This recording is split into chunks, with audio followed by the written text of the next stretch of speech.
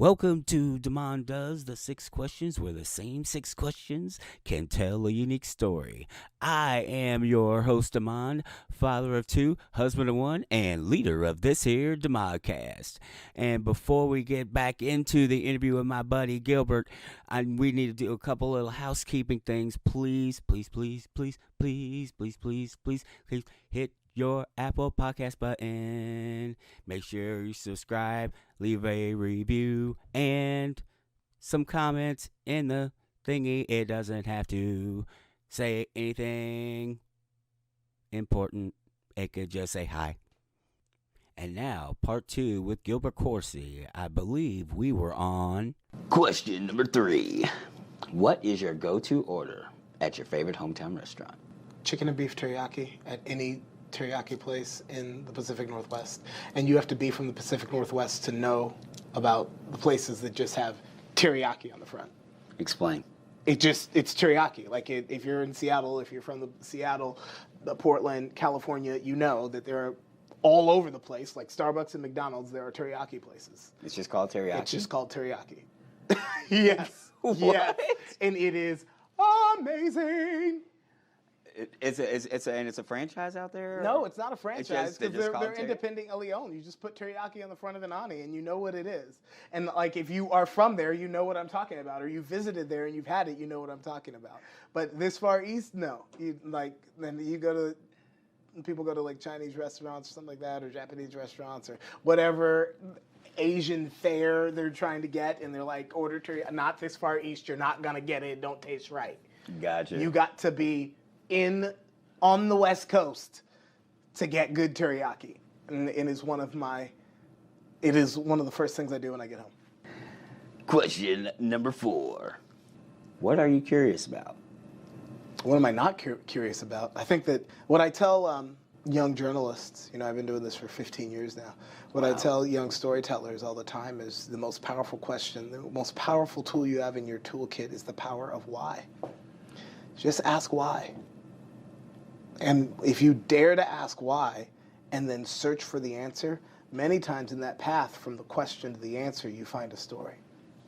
I can't tell you how many times I know it sounds all philosophical and everything like that, but so many stories have started from just the epicenter of why.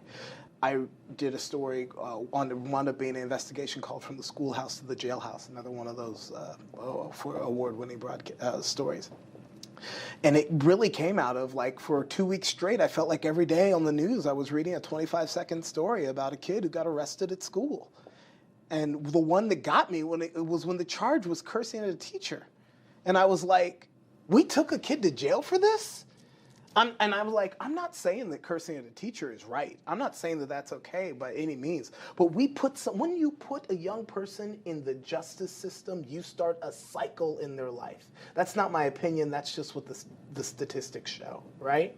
And I'm like, you arrested a child or a teenager for being dumb and being stupid and being disrespectful? He is all of those things. It is not okay to curse at a teacher, but is it a crime? Right. Should we be putting children behind bars and making them go see a judge for it? And so then it started, well, how many kids have been arrested at school? And it was thousands in Louisville. I mean, it was 4 or 5 a day, every day in Louisville that we're going from the schoolhouse, from the jailhouse. That's what our investigation uncovered. Wow. Right? So it literally came from, why did this kid go to jail for that? Well, how many kids is this happening to?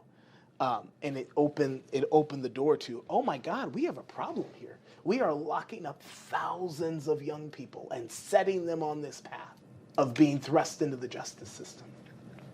The power of why. Searching for the answer, you find the story. Question number 5. Is there anything I should have asked but didn't? What should you have asked but didn't? That's a good question. I've used that in times. That's a classic interviewer's question.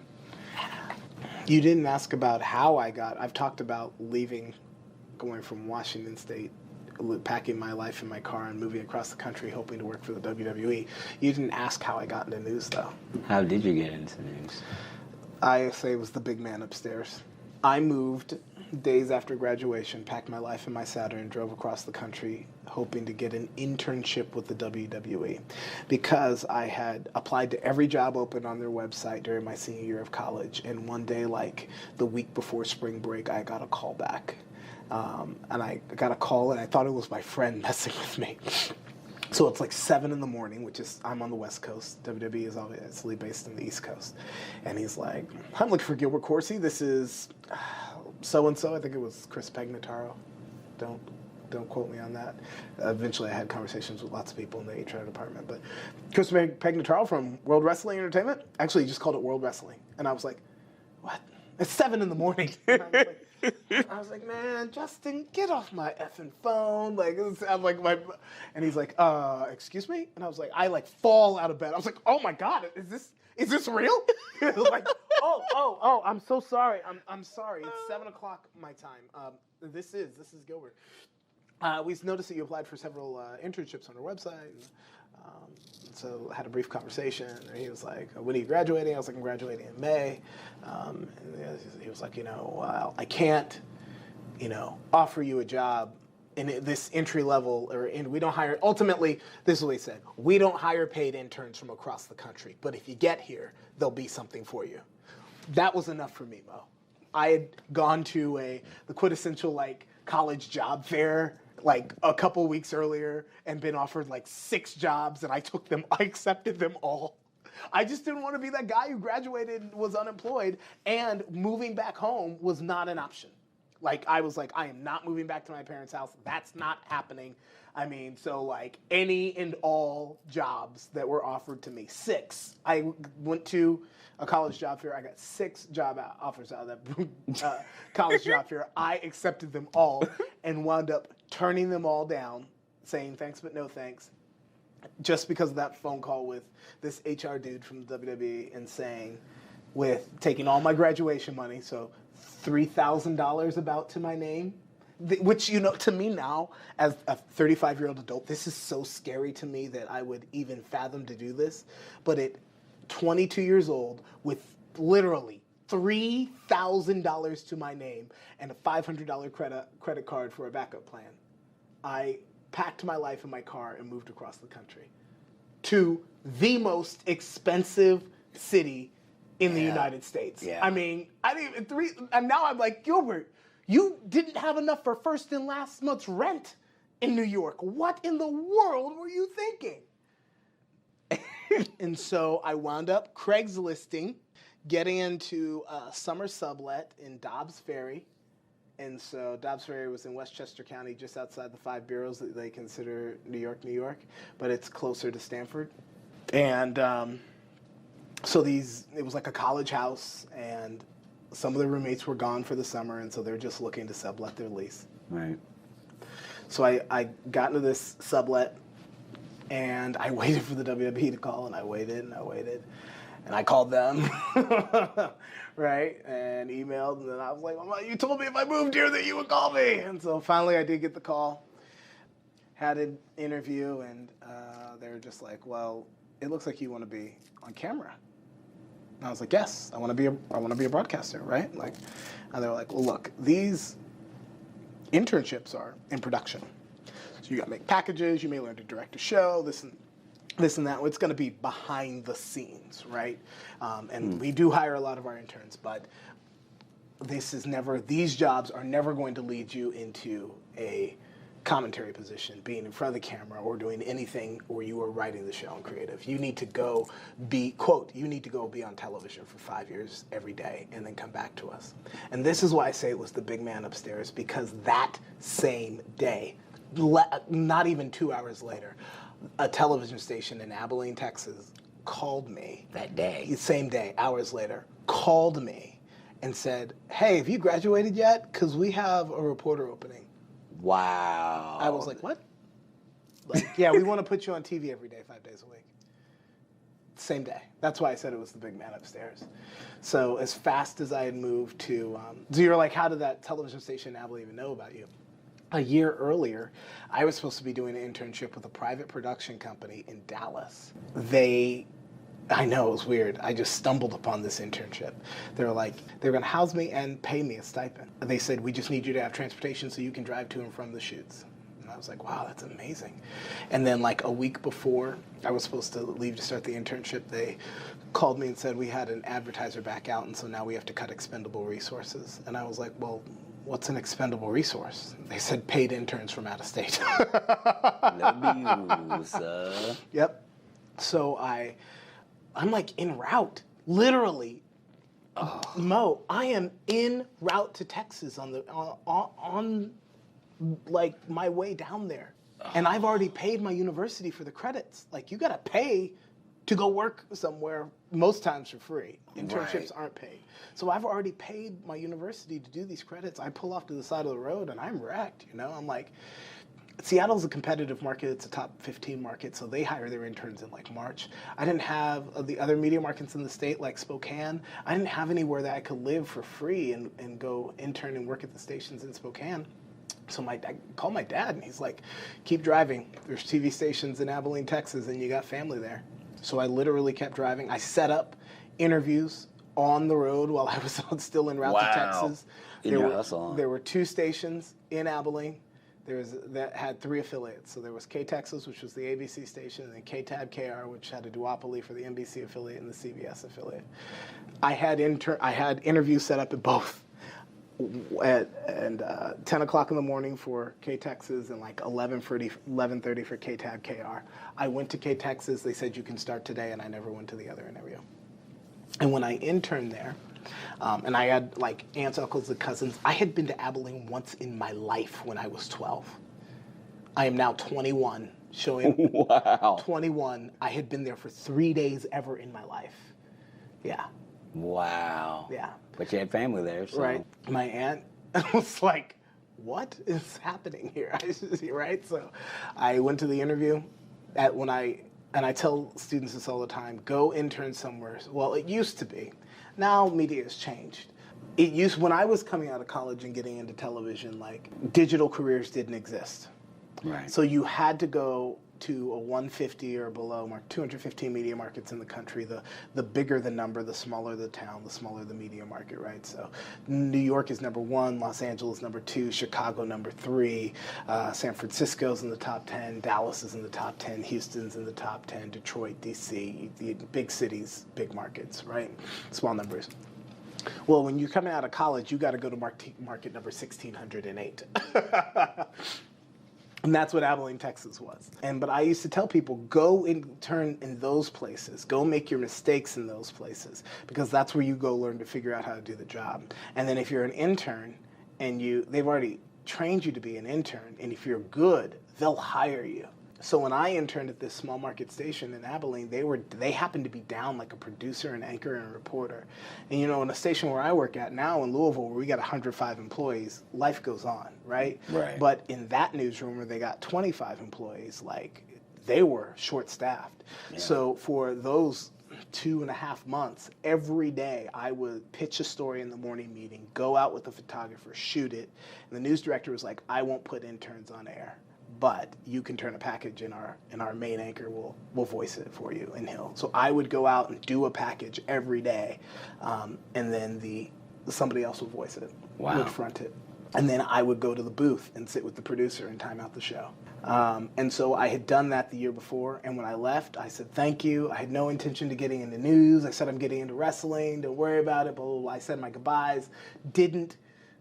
Didn't do what you're supposed to do, where you keep in contact with the people you do your internship with, trying to network with them. Didn't give it another thought, right? Fast forward to a year later, same day that WWE is like, go be on television every day. Because when they tell somebody that's like daunting. Those doors just don't open. Right. And that's why I say it was the big man upstairs, because the God said, okay, let me push that door open for you. And then I got a call saying, hey, we want you to come be a reporter. That's crazy. Mm-hmm. That is a crazy story. So then as fast as I packed my car and left from Seattle to Washington, Seattle to New York, I left from New York to Texas. Wow. That's crazy. I know. It just makes me sad. This is the last question. Question number 6. If you could create a new holiday what would it commemorate? It'd be great to have a day for journalists. In I what think way? the role of the First Amendment and the freedom of the press and journalism, which is under attack in this country, man, it is so hard. I say all the time, we're no longer the good guys. Like, if we expose truth, it doesn't matter how true it is, somebody else can call it a lie, and then your credibility is damaged. It's insanity. Even if you've done your... I'll give you an example. I did a story on a woman who was elected to a city council in a town just outside of Louisville. She moved 40 minutes away from the town, 2 counties away. And you have to live in the city to hold office. Okay? That makes sense. She was getting a stipend, $350 a month. And that really wasn't so much while she was staying on the council.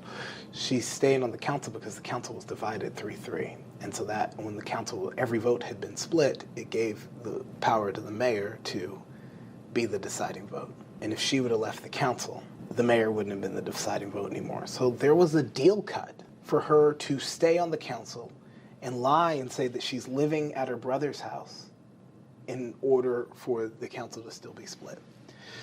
We revealed this. We proved that she sold her house, pulled up the deed, went to her new house 40 minutes away, have her husband on camera in the front lawn.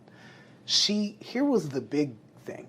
Not only had she changed her driver's license, dude, she changed her voter registration to her new house, 2 counties away, 40 minutes away. So you want to vote in one community and serve in another, right? We have all of this laid out. Wow. Right?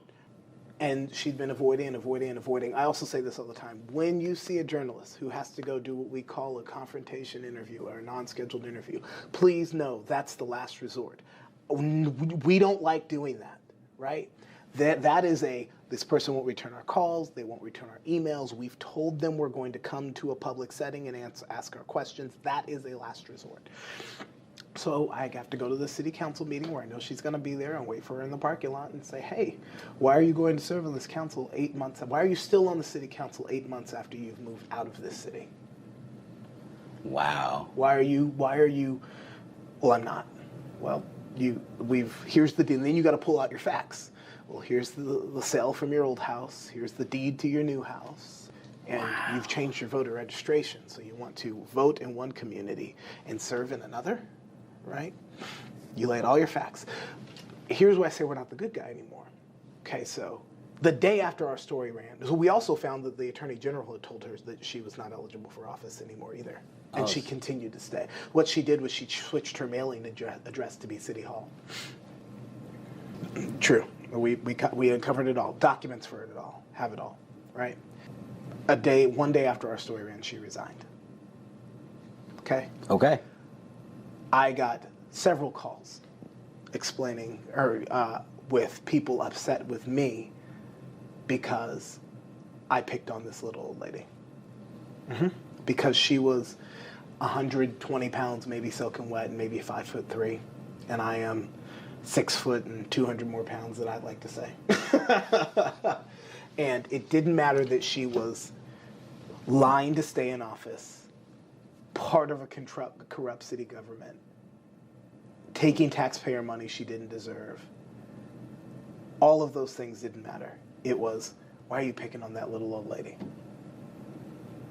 Let alone that the truth was that she was completely wrong. That's the kind of attack that journalism's under right now. And this has changed. It used to be when I showed up at a scene, the news is here. People were happy to see you. And that's not the case anymore. Wow. The political landscape has, and because if a story's wrong, it damages all of our credibility. Same thing happens in policing. If a police officer does something bad, it eats away at the credibility. That one officer eats away at the entire credibility of their department. Same thing happens in journalism. If a journalist gets a story wrong, it eats away at the entire credibility of our profession because there is a big, loud voice from the top saying, don't believe what you hear on the news. It's not true. Just because, I say, just because you don't like it doesn't mean it's not true. Right.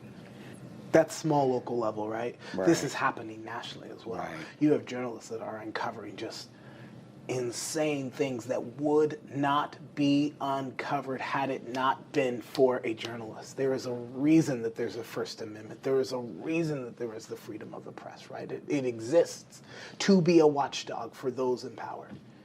Why do you think that people believe the attacks against journalism? Why do you think people believe that? The role that social media has played in eroding journalism is huge, because now there is a misinformation war out there. People don't know that when they click on what looks like a real headline from ABC XYX Z2134, which has graphics that look just like your local ABC station, but you didn't pay attention to the address in the address bar, they don't know that that's not true. I can't tell you how many times I've seen people in my Facebook friend list, people I consider intelligent, college-educated people, share stories, and I'm like, hey, I just sent them a private message. That's not true. That's fake. That's somebody out there who's trying to put misinformation out there or propaganda out there. And so it used to just be you'd have to deal with bloggers, right? Yeah. Bloggers who aren't real journalists. Well, sometimes there are bloggers who do good stories. I'm not like crapping on all bloggers, but I'm saying that you got some bloggers that are just, in their mom's basement and putting that out there on the internet. Making up stuff. That used to be one thing. Now magnify that times 1,000,000, and that is what fake news is. And because educated people sometimes cannot tell the difference between those real fake news sites, for lack of a better term, that has nothing to do with journalism, and what they're getting from their local affiliates or their local newspaper or their local radio station in town, there's just this brood of confusion. Yeah. And so then you have this loud voice from the top saying, that's not true, what they're telling you is not true. And then you pull up a sensational article and it's like, well, no, that's not true, but no credible journalist said that. Some weirdo in Russia who's in a misinformation war put that in our social media sphere. It's real. It is absolutely real. So now you have to defend yourself against headlines that weren't even real in the first, that were not even created by a real journalist. They were put in the social atmosphere just to confuse. You also didn't ask me about what I've done at OVW. What have you done in OVW? That was, so in front of the camera, I've always been the commentator, right? Right. The interviewer. Most of the time, the time that we were there together, you were the lead straight announcer. broadcaster. Yeah. Straight broadcaster. It's one of the great things about OVW, because I've learned so much in my time there. Danny Davis, what a phenomenal mentor. And just the other people that you've been able to learn how to produce wrestling from. Like when I came in, Cornette was writing TV, right? Yeah. And then Al came in writing Yeah. TV. Both have their equal genius, but they also both do it very different ways, Right. And so you're just able to glean ideas from so many different people, right? And be able to put your own thing together. We know about, what happened at NWA and the social media backlash that he has gotten. I do not think that Jim Cornette is racist in the least bit. No. That was not my experience with him at all whatsoever. This is a guy who made a spot for me at OVW, gave me my first opportunity on a national platform with Ring of Honor, and has always answered the phone when I called in with a question. So I consider him a friend and a mentor. And in this wrestling business, everybody's in their own silos and in their own cliques, and I'm sure that may make somebody unhappy along the way. But I'm a journalist at my core, and I just speak the truth. I think that he told an old joke that isn't socially acceptable anymore. Yeah. But I do not think in the least bit in his heart that he is racist. Okay, so at OVW, started as as analyst. Came in, Dean Hill was the lead guy. Always respect Dean Hill as the lead guy. Then I came into more of Al, particularly in Al's writing. He would, afterwards, he'd be yelling at me backstage about, why didn't you cut Dean off? And I'm like, what? I'm like, he's the lead. What do you mean? Like, what am I? And so, how am I supposed to, like, what am I, I'm number 2. You're getting on number 2 for not controlling number 1, right? Right. Like, and so Al flipped that. He was like, I want you to be the play-by-play guy. Okay. But, so here's the deal, and this is why I'm always about respect, because I was like, okay, I will take over play-by-play on the show, but Dean will always be the first voice they hear when OVW comes on the air. So I always would say, all right, Dean, this is what we're starting with. Start us off with this. And then I'd go once he started. It was Dean's show. He was the first voice, he was the original voice, and it was his desk until he didn't want to do it anymore, period. Jobs at OVW. I have been creative. I've written over 200 episodes. Wow. I, at one point in time, was helping Danny on the business end, the back end of it, managing partners, like Africa, like businesses that wanted to do, become a partner in some way with OVW, whether it was inventory during our television show, commercial breaks, banner placement, sponsored talent appearances at their companies, just kind of overseeing what that agreement looked like. Right, so you're heavily on the business end of it. Recruited talent to our school, produced events from top to bottom, in partnership with other major companies as well. Like, the opportunity that you have to learn so much. I hope you found Gilbert's incredible journey through news and wrestling as interesting as I did. You can see and most importantly hear Gilbert Corsey on Ohio Valley Wrestling as part of the Gladiator Sports Network on the YTA network. You can also find all their streaming content on ovwrestlingnetwork.com. That's all one word. And it also still airs at 9 p.m. on WBNA TV in the Louisville and Southern Indiana area. You can also find him on Facebook and Twitter at G Corsey. And again, I hope you enjoyed it. Make sure you leave a 5-star review after you get done, and I'll see you next week. So until next time, see it, hear it, speak it, live.